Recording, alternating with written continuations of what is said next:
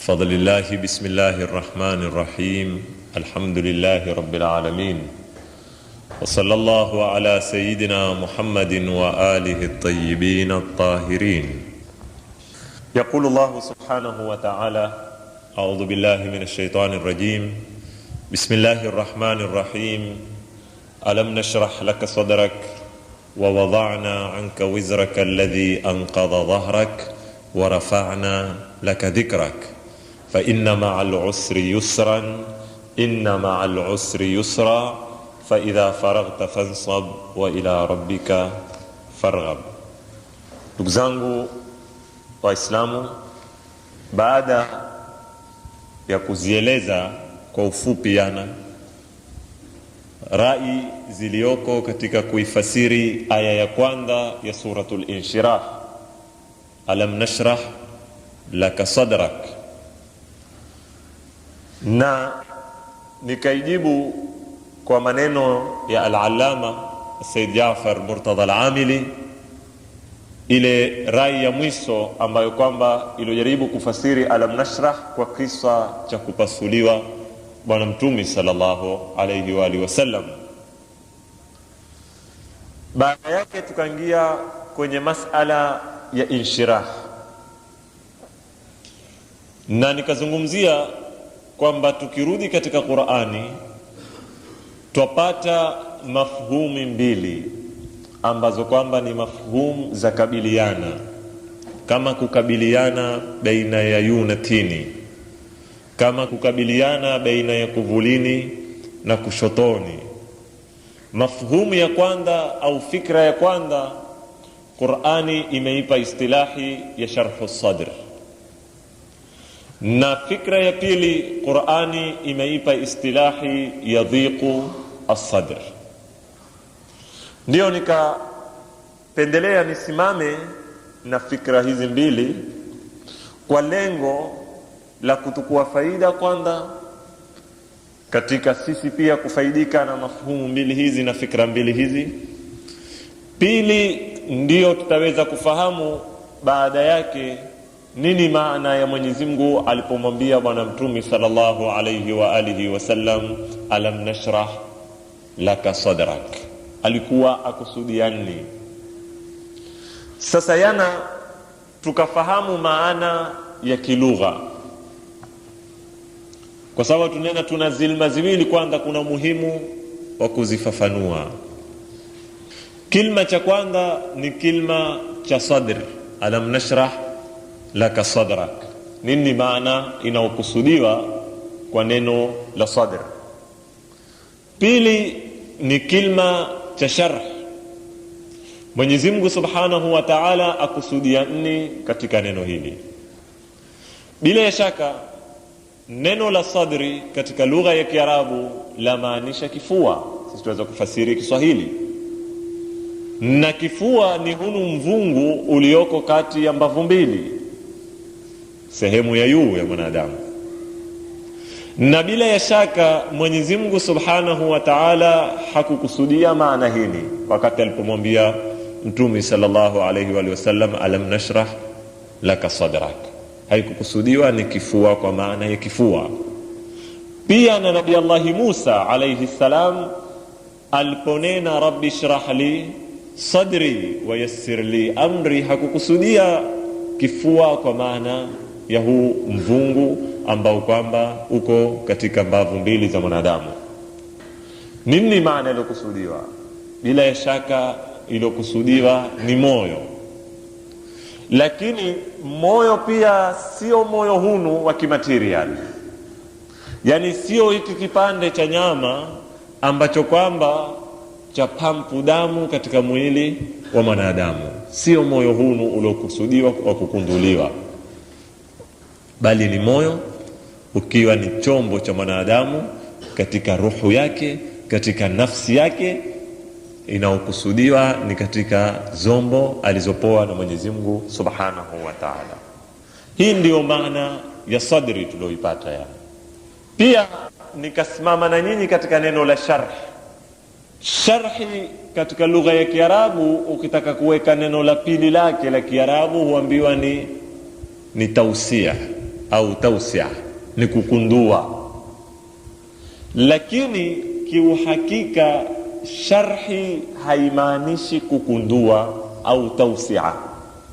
Kuna tofauti baina ya sharhi na tausia. Nitapiga mifano.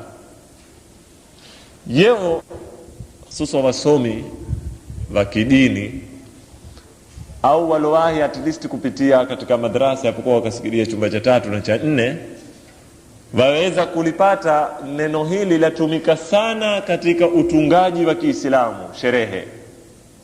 Utasikia kuna sherehe ya kitabu fulani, sherehe ya Jurumi, sherehe ya robo, sherehe ya kadhaa. Nini maana ya sherehe tunavyoitumia katika utungaji? Ndio tutaweza kufahamu ni nini maana ya alam nashrah laka sadra. Baadhi ya wanazuoni, mfano tukimtukua kama al-Muhaqqiq at-Tusi, katika mafailasofu kubwa katika wanazuoni wa Kishia wa karne ya 3 au ya 4, aliandika kitabu akikiamkua Tajridul I'tiqad. Kitabu kitoto. Kitabu chenyewe kilikuwa chaeleza falsafa ya Kiislamu na aqaidi, yani ideolojia za Kiislamu. Kitoto kitabu kile vile alivyokuwa Muhaqqiq Tusi amevama katika hizi elimu na ana uwezo wa kalamu, alikuwa amefinya mambo mingi kwenye kitabu kitoto kile na hakuna alilobakisha. Lakini wewe mtu wa kawaida ilikuwa ukikishika Tajridul I'tiqad huwezi kukielewa anena nini au alenga nini. Sasa baada ya Muhaqqiq Tusi akaya al-Allamatu al-Hulli, pia ni katika wanazuoni wakubwa na ni katika mafailasofu na ni watu wenye mikono mirefu katika uwanda wa ilmu za aqaid za Mwenyezi Mungu Subhanahu wa Ta'ala. Huyo akakisherehe kitabu kama hiki kwa ina akiamkua sharhu at-tajrid au sharhu tajridil i'tiqad. Akawa au tukua mstari mmoja akiusherehe, maana yake akihitaji peji nzima, mstari mmoja au nusu ya mstari, ambao siwezi kuwarefushia. Kuna shairi moja imetungwa na al-Allamatu Sabzawari ajibu ishkali Mungu kwa nini akaweka mambo katika ulimwengu yanaonesha kama ni ufisadi, hayana mipango. Al-Allamatu Sabzawari ameijibu kwa shairi moja, vipande viwili. Wanazuoni wamezokuya kuieleza ile jawabu ya Al-Allama Sabzawari imezofupishwa katika nini, shairi moja, wamehitajia kuieleza kwa peji 5 au 6. Peji 5 hizo au 6 wewe ukipoa huwezi kuzifahamu, yani si maana imesahilishwa, imesherehewa. Hiyo sherehe wataka madarasa kadhaa mwalimu aketi pia akusherehe. Sasa ndio utaona watu wa zamani, hususan wale walimu walikuwa wamevama, mtu aweza kutungia kitabu kurasa 6 peke yake, lakini kikasherehewa kitabu kile kikatoka peji 300, 400, 500. Manazuoni wa Kisuni pia wakaya wakakisherehe kile kitabu cha nani, cha Tusi Tajrid. Akaya mfano Al-Qoshoji katika wanazuoni wa Kisuni, naye pia akatunga kitabu akikiamkua Sharhu Tajrid, akisherehe kitabu cha nani, cha Muhaqqiq Tusi, ambacho kimefungwa na kitaka kufunguliwa. Sitaki niingie kwenye mada za sherehe, lakini nataka kuonesha neno sherehe la maanisha nini. Neno sherehe la maanisha kukifungua kitu kilichofungwa, sio kuzidisha wala kutia yako, la. kuna taaliki, kuna na sherehe. Kuna wakati mtu ametunga kitabu ukaona mambo mengine hakutia, ukataka kumuongezea, huambiwa umesherehe, huambiwa umemtilia nini, umemtilia taaliki. Ndio utasikia wanazuoni wengine ametia taaliki kitabu cha mwanachuoni fulani, yani ametadaraki yale ambayo ameyawata ule. Lakini sherehe si kuongeza yako, sherehe ni kuyafungua yaliyofumbwa, na yale unayoyafungua yako. Si umenifahamu zuri? Hakuna kuongeza. Sasa Mwenyezi Mungu Subhanahu wa Ta'ala wakati akituambia alam nashrah laka sadrak, au haifanyi kazi hiyo, au rabbi shrah li sadri, haimaanishi kwamba ule moyo wa mwanadamu au kifua chake kinachokusudiwa hapa chataka kuongezwa, kina upungufu. La, yamaanisha hii ruhu ya mwanadamu na nafsi ya mwanadamu ina siri kubwa, ni kama kitabu kimezofumba. Lau wataka kuichambua, yataka kazi kubwa, yataka zitabu kadhaa kuifungua hii ruhu ya mwanadamu. Wajua waweza kutukua nyama kilo moja, steak kipande kimoja, ukaitinanga ile nyama, yani ukaikatakata, na nyama ile kilo moja ulipokuya nayo, lau wataka kuiweka, nafasi inayohitajia yaweza kuwa pengine ni inchi 6 kwa 6, nafasi inayohitajia. Lakini ukaikatakata ile nyama, ukaikatakata, yaweza kutukua nafasi pengine ya futi 4 kwa 4 ukiisambaza ile nyama, na nyama ni ile hukuiongeza kitu. Na ndio hata katika lugha ya Kiarabu mtu aikatao nyama namna hii ni huambiwa tashrihul lahm, yani hutokana na neno la nini, la sharh. Na ile nyama imezokatwa huamkuliwa sharaih. Sharaihul lahmi ni zile nyama zimezokatwa. Sasa utaona sharhi ni kukifungua kitu cho wenyewe bila ya kukiongeza. Usiongeze zitu zako, sio uye na nyama nyingine uitie kwa yu, sio uongeze vitunguu, sio utie tomato, uambiwa umefanya sharhi. Uyapo ukatia tomato na vitunguu, utaambiwa umefanya tausia, umekikundua kwa kukiongeza kile kitu. Na ndio nikawaambia sharhi na tausia ziko na nini, na tofauti. Kwa hivyo Mwenyezi Mungu Subhanahu wa Ta'ala wakati akinena alam nashrah, alikuwa aweza kunena alam nuwassi' laka sadrak, lakini hakutumia neno la wasi', kwa sababu neno la wasi' ni una nyumba yako ni toto, kuna kiploti pambizoni, ukakinunua ukakiongeza ukaikundua ile nyumba yako, hutoambiwa umeisherehe ile nyumba, utaambiwa umeiwasi' ile nyumba, kwa sababu umefanya nini, umeongeza. Sasa hii ruhu ya mwanadamu, nafsi ya mwanadamu, yani kimasafa yaweza kuwa haipati robo nchi, lau ni kitu kimaterial, ingawa si material, haipati robo nchi, lakini ni kubwa sana ndani, na imeumbwa na Mwenyezi Mungu Subhanahu wa Ta'ala. Ikiwa imefumbwa, lau waifungua yashinda ulimwengu mzima. Ndiyo ule mshairi wa Kiarabu akawa amlaumu mwanadamu, amwambia atazamu annaka jurmun saghirun, wadai wewe kwamba ni tumbavu toto, yani ni kitu kitoto katika ulimwengu mzima. Mwanadamu utaona ni nothing, ni kitu nini, kitoto sana.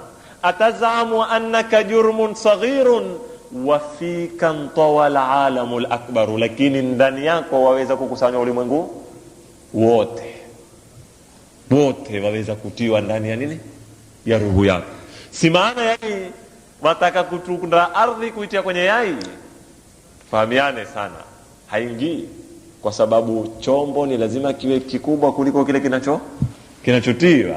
Si maana ya wafika tawal alamul akbar kwamba tutautunda ardhi tuitie ndani, la. Tusizungumze mambo kimateria, yani uwezo ulioko ndani ya ruhu yako mambo yaliyoko ndani ya roho yako lau yafanyiwa sharh, yasherehewa, yachambuliwa, itakuwa kupatikana ni makubwa kuliko ulimwengu wote hunu ulioko. Hii ndiyo maana ya sharhi ambayo yakusudiwa katika lugha ya Kiarabu. Nikifupisha ni kukikundua kitu bila ya kuongeza, ni kukua kile kitu chenyewe ni kipanafu sana, ni kikundufu, lakini kimefungwa, chataka kufanywa nini? Kufunguliwa, na zitakapokufunguliwa zitatoka ndani zote, hakutoongezwa kutoka nje. Ndipo pale Mwenyezi Mungu akamwambia mtumi wake, alam nashrah laka sadrak.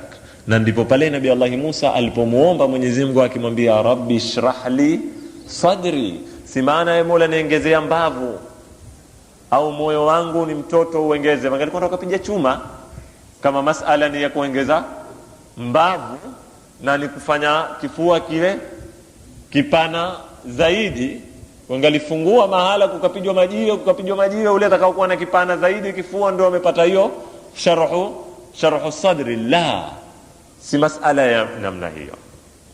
Sasa baada ya kufahamu maana ya kilugha, hapa nitatupa suala hili nikitegemea pamoja na mambo yaliyopita.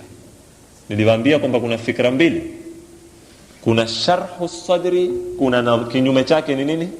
Ni dhiqu sadri. Kuna mara Mwenyezi Mungu hukundua kifua kakisherehe, kuna na mara kufumbwa zaidi ikawa kile kitoto kilioko kikazidi kuwa dhiki. Hizi ni mafuhumu mbili za Kiislamu. Hizi hupatikana katika mawanda gani? Yani ni mahala gani mtu aweza kuambiwa ahitajia sharhu sadri au amepatikana na dhiqu sadri? Ni mahala gani na gani?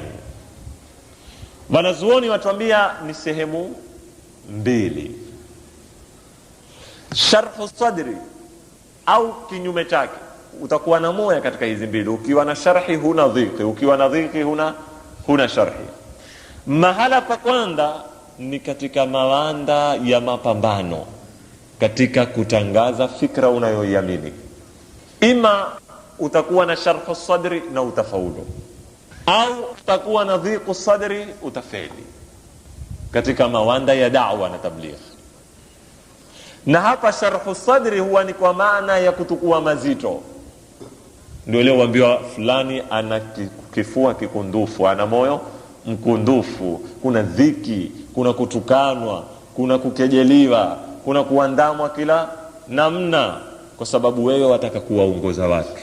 Sasa katika kiungo muhimu unachokihitajia kama kiongozi katika mawanda ya mapambano ni uwe na sharhu sadri. Na ukiwa na dhiqu sadri huwezi kuvumilia. Ndipo pale watu watakutukana, utajibu machafu, watu watakuzuma, na wewe utafanya mambo yasiokuwa na mipango saa nyingine, kwa sababu umekosa ile sharhu sadri. Kwa sababu ukiwa kiongozi ni lazima uwe na moyo mkundufu, na moyo mkundufu ni mara nyingine mtu anaweza kukutukana tango kwa kutukania mamako, wewe wataka kumuongoza yeye na akakutukania mamako, ukaanguliwa mwana haramu, ukaanguliwa wewe khanithi, mwizi. Angalia ni Mtume sallallahu alayhi wa alihi wasallam alikiambiwa ni nani? Mwandazimu. Lakini Mtume hakujibu na nyinyi mbandazimu au nyinyi mashoga. Hatukunakiliwa katika tarikhi ya Mtume sallallahu alayhi wa sallam katika mapambano yake akitukanwa alikirudisha nini? Tukano. Kwa sababu gani? Alikuwa na ile sharhu sadri kwa katika mapambano yake. Kwa hivyo nisingie kusherehe, nitakuwa kwa sherehe kwa urefu haya pointi moja baada ya moja, lakini katika sampuli ya kwanza au mawanda ya kwanza unayohitajia sharhu sadri ni katika mawanda ya nini? Ya da'wa na tabligh na zituko utakazokupambana nazo. Na kufaulu ni kuwa na sharhu sadri, na kufeli ni kuwa na nini? Ukiwa sadri yako ni dhayiq, ni maana huwezi kutukua watu, huwezi kuvumilia, ni mtu wa panic mara moja, hapo utafeli katika dawa yako. Pili, katika sehemu za sharhu sadri, ni kama nilivyowaambia, elimu ya mwanadamu ina ndia nyingi za kumpitia zikafika kwenye store yako ya akili. Akili ni katika chombo cha kuweza kutuma nini wewe? Elimu. Na utumiaji wa chombo cha akili hautegemei imani wala kutokuwa na imani, utakwa wala kutokuwa na takwa. Waweza kuwa na takwa wewe tusa mbinguni, lakini ni huelewi kitu, kwa sababu hukuitumia uzuri akili. Naweza kupata jikafiri la mwisho, lakini ni profesa kubwa, kwa sababu akili imetupwa katika uwanda, kila mtu atumie. Ukitumia uzuri utafaulu, wewe ni Muislamu, ni kafiri, ni vipi? Kwa hivyo zombo za elimu kuna zilioko katika mikono ya watu, lakini kuna zombo za elimu za zile zipoa za Mwenyezi Mungu, ambao ndio hiyo maana ya sharh sadri ya pili. Maana ya sharh sadri ya pili huya ni katika mawanda ya maarifa, mawanda ya kupoa zipoa fulani na Mwenyezi Mungu Subhanahu wa Ta'ala akazitia ndani ya kifua chako bila ya kuzituma wewe, kutokamana na ile ikhlasi yako, kutokamana na ile takwa yako, kutokamana na kule kupindana kwako katika kuizengea haki ya Mwenyezi Mungu Subhanahu wa Ta'ala. Kwa hivyo twaweza kugawanya masala ya sharhu sadri katika sehemu mbili. Sehemu ya kwanza ni sharhu sadri katika mapambano, kuwa na moyo mkundufu. Sehemu ya pili ni sharhu sadri katika mawanda ya maarifa na elimu. Sasa nukta hizi mbili ndio ambazo kwamba tutaitukua moya moya. Mathalan, tutaanza na katika mapambano, na huwa vipi, na ni nani anaotoa huduma hii ya kuzikundua zifua, na mtu akiwa hako nayo akiitaka ataipata sampuli gani, na funguo zake ni zipi kiwa zimefungiwa kufuli zifua. Kisha tutoke twende katika sharhu sadri katika mawanda ya nini, ya maarifa. Pia tuangalie ni vipi na huatoao nani huduma hii, na funguo zake ni zipi. Tukisha kumaliza hizi vitu viwili, ndio turudi katika alam nashrah laka sadrak, tuangalie sharhi sadri inayokusudiwa hapa ni ipi katika hizi mbili, ni ya kupambana au ni ya kutiwa maarifa na kutiwa elimu. Nafikiri maishi na mimi uzuri. Tuande na nukta ya kwanza ambayo mimi nimeiamkua Kiarabu, sharhu sadri fil ibtila. Hii tutaita ni sharhu sadri katika maondo. Ndugu zangu Waislamu, mara nyingi wale watu ambao kwamba ni amilin, ni wafanyikazi katika uwanda, walingania Uislamu, walingania mwamko, walingania maendeleo, hawa watu ambao kwamba wamejitolea kuangata majukumu na magunia ya kuamsha watu, ya kuwaongoza watu, ya kuwaitia watu maendeleo, wakiweko katikati ya mazingira ya kijahili, ya ujahili. Uwe ni ujahili wa zamani, uwe ni ujahili wa leo. Pia leo huko jahilia. Jahilia si leo wakati kina Abu Lahabi tu, lakini tuko na jahilia yetu pia sisi. Hawa katika mapambano yao hupambana na zikumo za nde kwa mataghuti na wasaidizi wao, zikumo za ndani kwa umma uleleo, kwa sababu kuamsha waliolala, kuwaongoza waliolala, watakutesa wao kwanza kabla ya kuteswa na wale ambao wewe wataka kupambana na wao. Ukitukua mfano Nabii Allah Musa alayhi salam, zikumo alikuwa akizipata kwa nani?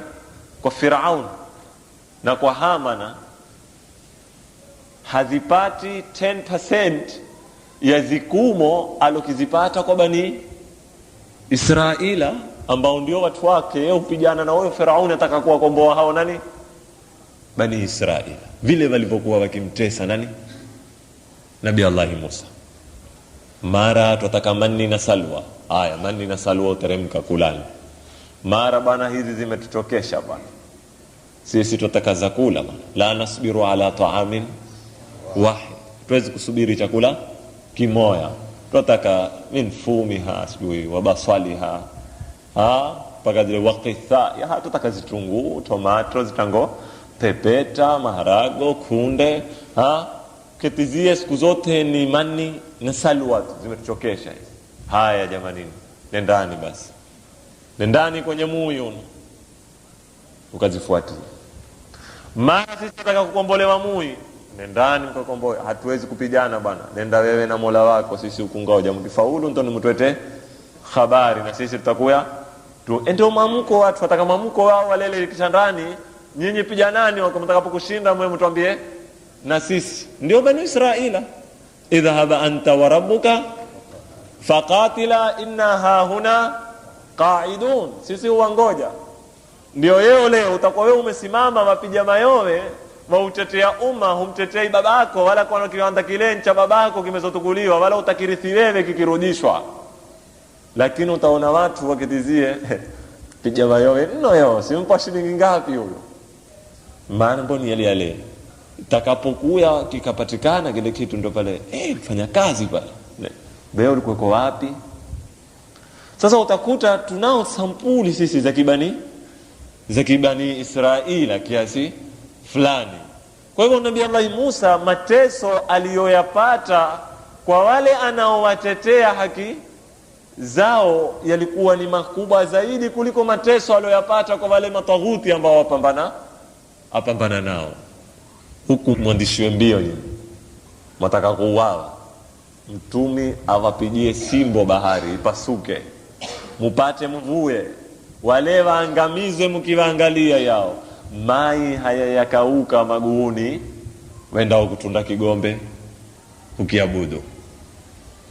Mai haya yakauka kwenye maguu, wameze kumsahau Mungu, wamemwona kigombe, wamekuwa humwabudu kigombe. Handa kuokolewa na wameona miujiza sasa yao simbo na mnaipasuao mai. Utakuta ni matatizo aliyopata. Kwa ufupi, sasa mtu yoyote anaungia katika kazi ya kuongoza, sawa sawa ni mitume au si mitume, kazi ya kuamsha, kazi ya kuleta maendeleo, ukiweko katika mazingira ya kijahili, ni kazi ambayo kwamba yataka uwe na sharhu sadri, uwe na moyo mkundufu, wa illa utasarenda. Naweza kumwona mtu anasimama siku 2, 3, 4, 5 mara amefunga mizigo yake huyo, ubaki kutukana umma. Ada ni umma huno bana, kuipasua moyo bana, kuamsha umma huno, fadhali ukaangalia shughuli zako ukafanya. Huyo ni mtu ambaye kwamba hakuna sharhu sadri, na si sifa ya kiongozi. Kiongozi ni lazima ubaki kwenye uwanda kivovote, hata kama utabaki na watu 6. Ni wajibu wako, ni jukumu lako. Na wewe kutoka ulipohitajika kuamsha umma, ni maana umma ulele. Sasa kana na umma ulele, mimi nifanye nini? Na kama ulikuwa haukulala umeamka, tukalikwambia usekamwe keti hoko uliko. Ikiwa lao tulikuwa tumeamka, wewe kufanya nini wewe? Kama alikuwa tumeamka na tungalikuwa kila mtu ayua jukumu lake, kila mtu ayua haki zake. Kwa hivyo hatuhitajika wewe kiongozi. Ndio utakuta sisi katika tatizo kubwa tulilonalo ni kwamba wasomi wetu hawana sifa ya sharhu sadr. Sisi tuna maprofesa bwana, tuna watu wamesoma mpaka wana shahada za uprofesa, tuna madokta. Yeo ukiangalia kama anenao mwenye kunena, kwa nini tuwe hivi sisi? Hakisha hisabu, tuna maprofesa wangapi sisi? 5, 6, 7, 8 wako. Na ajabu, wasomi hawa ukaketi nao ukajaribu kuambia huu umma wawahitajia nyinyi, Kwa nini nyinyi mmemaliza kusoma na nini mmeutupa umma? Bana watu wazito bana, nataka kuipasua moyo sasa. Moja katika maprofesa siku moja alikuwa na kikao katika kujaribu kutaka kuwashawishi hawa wasomi wetu warudi wauangalie hunu umma. Jawabu alioitoa, aliwaambia si wavundi moyo, endeleani nyinyi, lakini hunu umma hauna tamaa. Sasa utampata mtu kama huyu msomi profesa tayari yeye ashakata tamaa na hunu umma, na si kweli. Hakuna kukata tamaa. Sifa ya kukata tamaa si sifa ya Muislamu. Mwenyezi Mungu Subhanahu wa Ta'ala katika Qur'ani ametukataza kukata tamaa, bali amenena watu wenye sifa ya kukata tamaa ni makafiri. Mara nyingine katika aya tofauti mbalimbali, la taqnut min rahmatillah. Sasa ndio utaona dhiki tulionazo leo sisi ni hizi. Leo sisi twapekeshwa na watu wasistahiki kutupekesha. Hatuna mwongozo. Sisi barobaro wingi wameamka, lakini hatuyui tufanye nini, kwa sababu tutafuta msomi. Na mimi nikinena msomi sineni msomi wa form 4. Taka tufahamiane sana, sio mtu amekuwa this bad huyo ameweza kuwa ni msomi, ameweza kupatika gazeti nyuma ya mfuko wa nyuma, huyo hawezi kutuongoza. Kwa sababu tatizo kubwa sasa yao kuna suala tutafanya nini na tutaanda wapi. Tunataka mfumo ambao utatoka kwenye akili itakao kusoma huno umma imezokomaa, ikatwambia tutaanza hapa, na hii ndio step ya kwanza na hii ndio step ya pili, na watuongoze. Si masala ya kuendewa tu tumeeliwa na mbunge yuzina yana huyo ataita maendeleo. Muna hakika gani ataita maendeleo? Licha kumuyua tuweza kuwa sisi mtu twaishi naye, aweza kuwa mtu mimi ni rafiki yangu tumeinukia kutoka mtoto, na akiadia akisimama ubunge siwezi kumpa kadi yangu ikiwa siyamjaribu katika nyanja za uongozi. Ni marafiki alhamdulillah, tumeishi kutoka chuoni, tumesoma madrasa, tumemaliza madrasa, tumeteza mpira pamoja, lakini siyamjaribu katika uongozi mdogo mimi, na namuyua kwa sura ule mtu, na namuyua kitabia. Lakini leo kuna watu wamejaribu kuishi na mtu aizo kwa si marafiki. Tumejaribu, tuko skuli, tumeingia katika zama, tumejaribu kumpa uchairman, tumejaribu kumpa treasurer, tumemuona katika shilingi 10,000 hakuaminika amepiga shilingi ngapi? 2,000. Tumefahamiana. Tumemuona katika shilingi 10,000 ni muaminifu, tukajaribu tukampa cheo kingine, tukamuona katika 50,000 ni muaminifu, tukajaribu tukampandisha, tukamuona kwenye 100,000 ni muaminifu. Hivyo huyo mtu baada ya miaka sisi tunaweza kumwambia wewe sasa tuamini kukupa chombo, na pia yuao ni Mungu. Hatuwezi kuwa na hakika 100%. Al-Imam Sadiq alayhi salam alipokuwa ukizie na maswahaba zake, wakawa hutukana watu wenye senti, kale ule ameharibika, ule una senti, ule umepotea una senti. Al-Imam Sadiq akamwambia taratibu, a'uridat alayka ad-dunya, umewahi wewe kupoa ulimwengu ukauiwa utakuwa yeye? Watu yao kwambia karuni fulani, mwangalie kama alikuwa mimi, kama ulikuwa wewe ungalifanya zaidi ayafanyayo ule. Ndio al-Imam Sadiq amwambia mahlan, taratibu, a'uridat alayka dunia, mewahi wewe ukatupiwa yao kama 10 million kaambiwa ni zako, siku hiyo kaangalia usiku utalala kwa swala au utalala yeye. Ghafla namna hii ukaambiwa briefcase ni hizi yao ni zako. Itest, jiulize nafsi yako, yani inna balil insanu ala nafsihi basira. Uketi wewe na nafsi yako waweza kujua ukweli wako. Itest wewe, kuna siku umemai pengine shilingi 10 tu yao katika amana za mtu kama umesahau, umemai kumlalia, taijua tu kwamba mimi sikuweza kuwa mwaminifu wa shilingi 10. Test umekwenda dukani kununua kitu, ikatokea bahati mbaya tu mwenye duka akakurudishia senti nyingi, ikawa 100 imezidi, ulirudisha ile? Uliweza kuwa mwaminifu kwa ile 100 tu? Ndugu zangu Waislamu, utakuta tatizo letu hatuko na wasomi wa mazokomaa na wenye uzalendo na hunu umma na hunumui ambao kwamba watasimama kutupa mwongozo na washikane na wengine twendeni. Ndio tukuta leo tuko tutu kwa ufu. Ndio wale jamaa atakwambia tumekuwa umpeka huyu tukimrudisha huyu, wengine nzi hoja, wengine kadhaa. Nani sasa tumpeke? Wasomi tumeutupa umma, na wale ambao kwamba hawakuutupa umma kwa kuvundika moyo wamekuwa ni zibaraka katika mikono ya matawaghuti, upekwa huku wakirudishwa huku. Elimu yao imekuwa haina kima chochote. Ndio utakuta tatizo la nini? La sharhu sadr katika mapambano. Na ndio utakuta mitumi wenyewe, hata sisi mimi na wewe, mitumi wenyewe walikicha jambo kama hili lisiwapate. Walikicha si kwa maana kucha khawafi, yani kwamba atakimbia uwandani, yani walikicha basie katika kuongoza na kuizwa wakaya wakavundika moyo. Mwanzo mapema walikishtakia kwa Mwenyezi Mungu awape nini? Sharhu sadr, waweze kuwa na moyo wa kuangata mazito. Wafikiria shekhe, wewe wataka kuwaongoza watu, umekwenda kwenye mui utukuzie wema, wataka kuwapekea, umeinama watu watukue choo changamia wakuweke yule kitwa chako, kama wewe ufanya nini? Na nyumba iliyoko katika mui ule huizanya, katoka kaenda kazengea mahala pangine kaketi. Ama ni urongo jamani?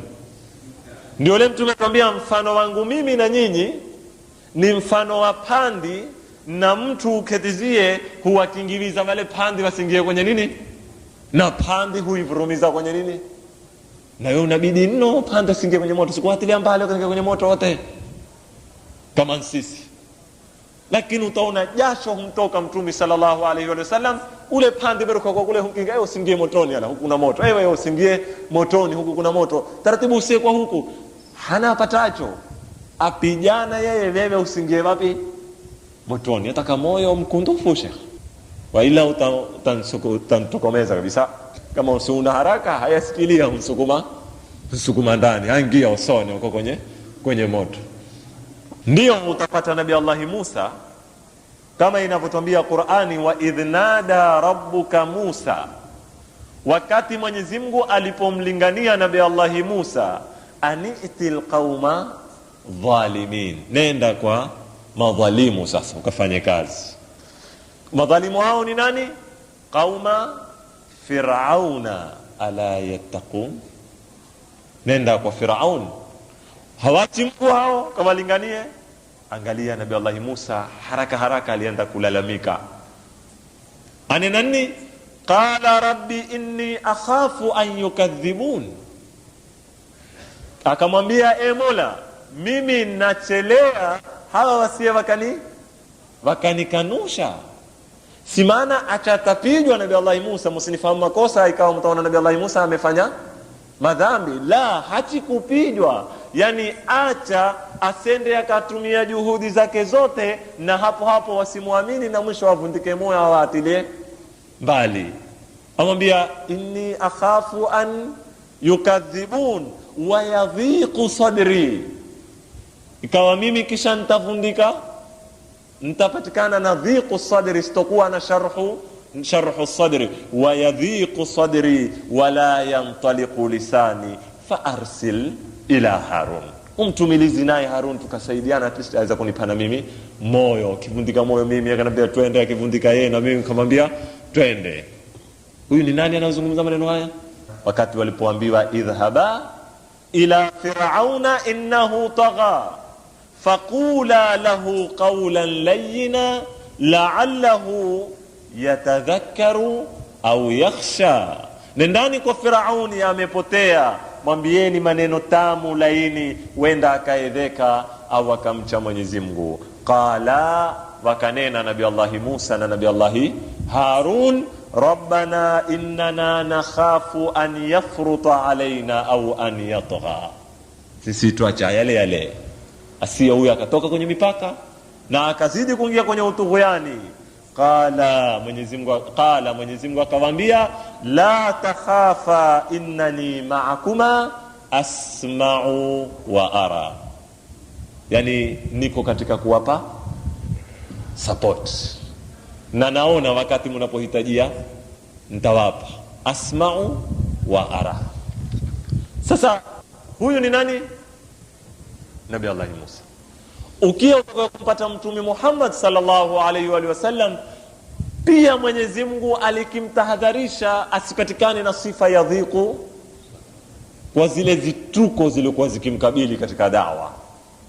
Ndio Mwenyezi Mungu katika surati Hud akawa amwambia Mtume, fala'allaka tarikum ba'dha ma yuha ilayka wa dha'iqum bihi sadruk, enda wewe ukawata hii kazi na ukawata yale baadhi uliotumilizwa na kifua chako kikawa kitangia nini?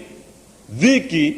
Kwa nini? An yakulu, wakati wakianda hawa zineno zao sasa, wakianda kukosoa, wakianda kutuma propaganda, wakianda kuzua uzushi, wakianda kunena maneno ya kila sampuli, yatakutia dhiki wewe. Mambo kama haya, an yakulu laula unzila alayhi kanzun au jaa ma'ahu, unayotutia dhiki tunayotuambia kuna Uislamu, kama kweli uteremshiwa wahi kutoka mbinguni, asingetarishiwa senti maskini roho yake zile propaganda. Huyo baada ya ono swahafu ateremshwao, kwa nini asiteremshiwe senti kama Mungu ampenda sana? Sawa? Mwenyezi Mungu amwambia wewe utakuwa na dhiki, lakini nenda mbele, usiche. Hizo ni maneno yatapita, ni mayowe, ni madebe matupu, hayadumu, mapita ndia yo wako kesho watakwenda zao. Mwenyezi Mungu amwambia fasda bima tu'mar, wewe lenga pale ulipolenga, usitolewe timing. Fasda bima tu'mar, toboa yale unayoyajua, zungumza wazi. Kutakuwa na mayowe, kutakuwa wale unena hili, wachana na wao. Fasda bima tu'mar wa a'rid anil mushrikin. Kesho Mwenyezi Mungu Subhanahu wa Ta'ala akitupa uhai na uzima. Wassalamu alaikum wa rahmatullahi ta'ala wa barakatuh.